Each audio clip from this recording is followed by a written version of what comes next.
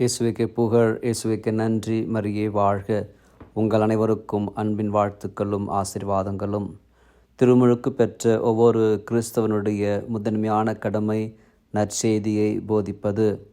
நற்செய்தி என்பது நம் ஆண்டவர் இயேசு கிறிஸ்துவின் வாழ்க்கை முறை, அவர் நமக்கு விட்டு சென்ற அன்பு, மன்னிப்பு. நற்செய்தியை அறிவிக்க நமக்கு சிறப்பு அந்தஸ்தோ சிறப்பு அதிகாரமோ தேவையில்லை. மாறாக அது நம் வாழ்வாக மாற வேண்டும். நற்செய்தியை கொடுக்கவும் பெற்றுக்கொள்ளவும் அநேகமானவர்களுக்கு இன்று நேரமில்லாமல் போகின்றது. புனித பவுல் அழகாக சொல்லுவார், இரவு பகலாக வேலை செய்து கொண்டே நாங்கள் உங்களுக்கு நற்செய்தியை பறைசாற்றினோம் என்று. அது நம்முடைய வாழ்வாக மாற வேண்டும். நம்முடைய வாழ்வில் நாம் செய்யும் வேலைகளில் நமது குடும்பத்திற்கு, உற்றார் உறவினர்களுக்கு, நண்பர்களுக்கு நாம் நற்செய்தியாக மாற வேண்டும்.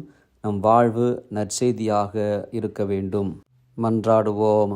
எல்லாம் வல்ல இறைவா, உலகிற்கெல்லாம் சென்று படைப்பிற்கெல்லாம் நற்செய்தியை பறைசாற்றுங்கள் என்று சொல்லி திருமுழுக்கின் வழியாக நற்செய்தியின் பணியாளராக எங்களை அழைத்த உமது கிருபைக்காக உமக்கு நன்றி செலுத்துகின்றோம். நாங்கள் செய்யும் ஒவ்வொரு செயலும் ஆண்டவராக இயேசு கிறிஸ்துவை பிரதிபலிக்கும் வண்ணமாகவும், அவர் விட்டு சென்ற படிப்பினைகளையும் அன்பு மன்னிப்பும் எங்கள் வாழ்வாக இருந்திட வரம் தாரும், கிருபை புரியும். தந்தை, மகன், தூய ஆவியானவரின் பெயராலே ஆமென்.